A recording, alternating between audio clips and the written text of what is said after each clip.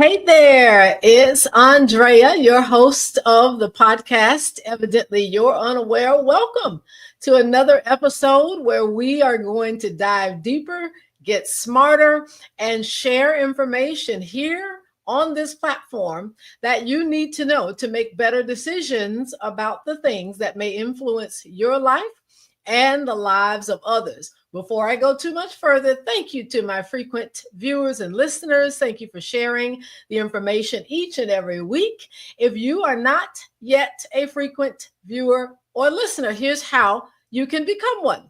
You can immediately upon hearing this information on this episode, go ahead and hit that subscribe button on this YouTube channel.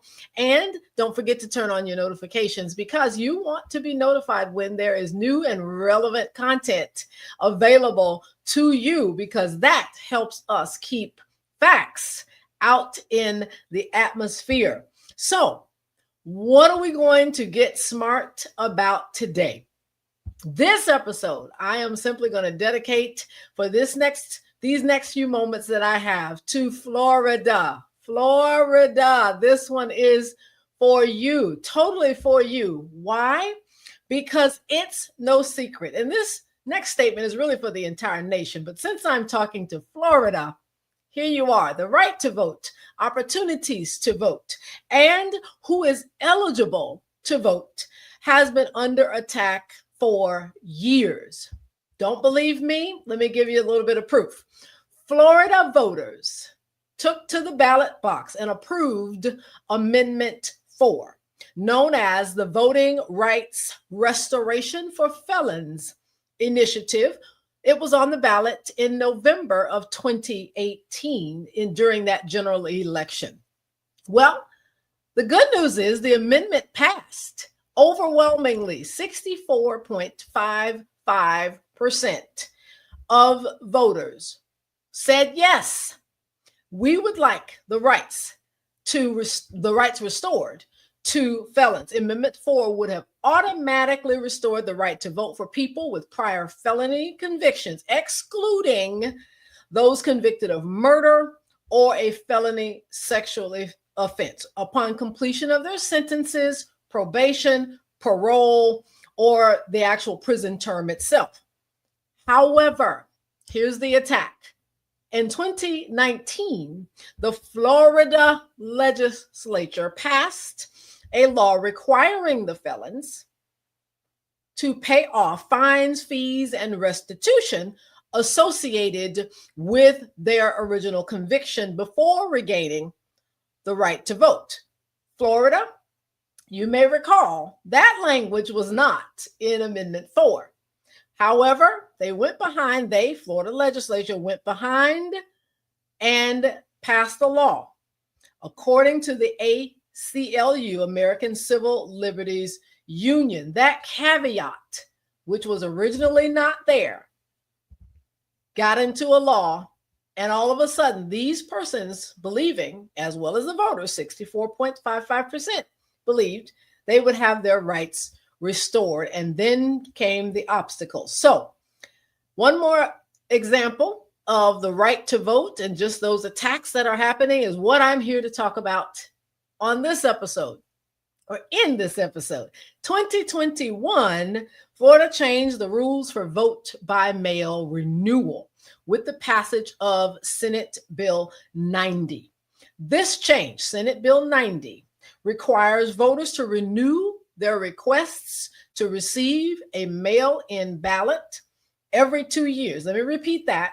Senate Bill 90 in law 2021 requires voters to renew their vote by mail ballot request every 2 years. Now, I'm young enough to remember going to college, and I used to check mark a box on the back of my mail ballot that simply said, yes, I want to continue receiving my mail ballot by mail. That's all I had to do. Just check the box and it would keep coming. Now, overwhelmingly, Florida, vote by mail has gained the attention of everyone, to include the current administration and those that were there in 2021 when they decided to change the rules. So hear me good on this. If you have not yet renewed your vote by mail request, it is now time. Why?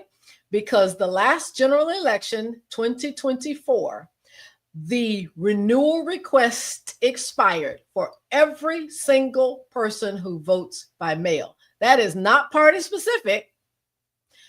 However, it has expired and you need to renew it and let your supervisor of elections office know, hey, I still want my ballot to come via mail. So let's take a look, Florida voters. Did you know exactly what I just said? This is from the Florida Democratic Party directly. Florida voters, you must renew your vote by mail request. All of them expired in Florida on 1/1/2025. Day one of this current calendar year, 1/1/2025, those ballot requests to receive your ballot by mail, it expired. And so you have to do something. There's a website there, and obviously you should, so that I'm not county specific in this episode, I'm going to also say, please be sure you contact your respective county office, supervisor of elections office, or go on their respective website. Now, what are the benefits of receiving a ballot by mail? There are many do's, don'ts, pros, cons. All of it is, in some cases, just maybe what you prefer. Some of it is just what you believe. Some of it can be from what you've heard. But I'm going to give you the top 5, at least those that I think are in the top 5, and maybe even a bonus. But nonetheless, some benefits of receiving your ballot by mail. And here they are. Number 5, the opportunity to review and research all candidates, ballot initiatives, judges, everything that's on the ballot for that particular election. At least you will have time to do your research. You can ask questions. You can talk to your family members. When you show up at a poll and you haven't even heard a candidate's name and don't know what that judge, voted for in the past, 18 votes and all of those different things, you are just kind of blindly walking into the booth and saying, I'll just vote for them. I'll just vote for them. When you get that ballot by mail, you can do some research. You've got names in front of you. You've got language in front of you. A lot of those amendments, the language can be tricky. You have the opportunity to view and research. Number 4, avoid long lines. The uncertainty of work hours, the unknown of illness on election day. Something may come up with the kids. It could be pouring rain. Florida, you just had 2 major hurricanes in the last election. All of those things kind of go to the wayside when you have your ballot sent by mail. They actually become irrelevant because you've got the ballot by mail. Number 3, you don't trust the postal system. Well, then deliver your ballot by mail that you received in the mail. Complete it and deliver it in person. That means just simply go physically to the supervisor of elections office or your local courthouse, drop it off. You don't want to put it in a ballot box drop-off spot because, again, you don't trust the postal system or you think someone's going to come and blow up the box. Drop it off yourself. You just got it in the mail early. You have time to fill it out. Number 5, do your research, but you can just physically go drop it off. Number 2, and I've seen this happen personally in my family, there was a signature discretion. When you have that ballot by mail and you send it back, let's just say there's a signature discrepancy. Remember, any little reason to give something cause for pause, if you have a discrepancy with your signature, you no longer sign with the middle initial, but originally you did when you signed up for vote by mail, you have a chance to cure that ballot before election day. And number 1, still unsure. Let's just say after all that, you're still unsure. You can still choose to vote in person on election day as long as you have not returned your mail ballot. You can't vote twice. So as long as you've not returned that ballot, it is not counted in the system. You can just still show up in person. Receiving the mail ballot does not prohibit you from showing up in person. Those are the things that I think I've heard over the course of my political life here in not only my city or state and county, but across this nation. There are so many misconceptions about receiving that ballot in the mail when I believe there are more benefits. I just listed 5 for the purpose of this platform, but there are more. And I'll give you one more good one. Ultimately, you just have the opportunity to give yourself time. And this probably alludes back to number 5, but you just have more time to not be pressured and rushed into a rash decision, which is how we get some of the incorrect people, I believe, in office. So that being the case, those are my top 5. Those are the reasons why I think you should get a ballot by mail. But it starts with renewal, because even if you've never had a ballot by mail or you used to get one, everybody is at the starting point if you've not already renewed since January 1 of 2025 here in Florida. So now is the time to renew that request. Do not procrastinate. Please do not be naive in believing that the 2026 midterms or even the next general election, 2028, is way far away. It's really not that far away. It's closer than you think. Now is the time to get that teenager who is turning 18 registered to vote, number 1, and then also get them a mail ballot. Some teenagers are heading off to school. It is one of the best ways to ensure that their voices are heard. You got to get that ballot by mail because there's no guarantee they'll be home in their respective locale on election day. So don't procrastinate. If they're going to be away, get their ballot. Now is the time. So Florida, you have it. You've heard it. Let's get out. Do what you need to do. For first-time vote by mail request persons, don't be afraid.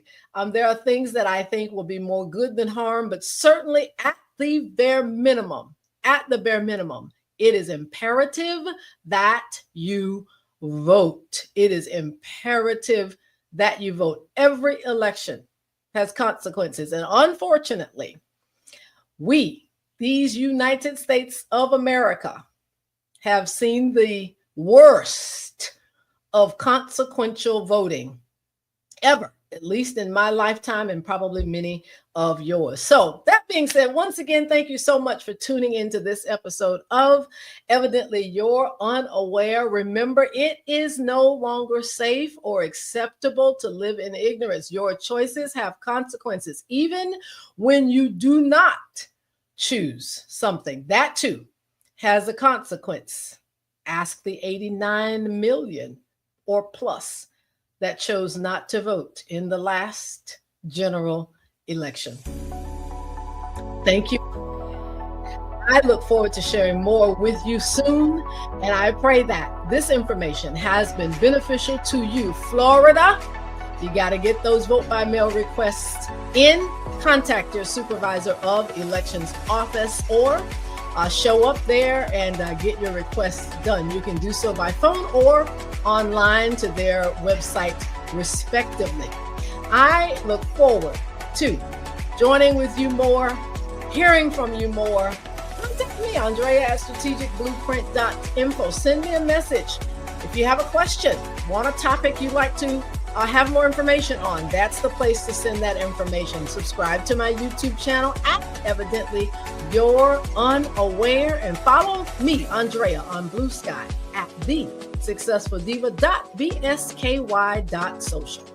Evidently You're Unaware is a platform dedicated to shining light upon various issues, topics, circumstances, and people who influence our lives. The information provided should not be considered advice for legal, health, investments, or the endorsement of an individual or group. Neither the host nor the guest of Evidently You're Unaware is responsible for any losses, damages, or liabilities that may arise from using the information shared within this podcast. All rights reserved. Copyright 2025. Evidently You're Unaware.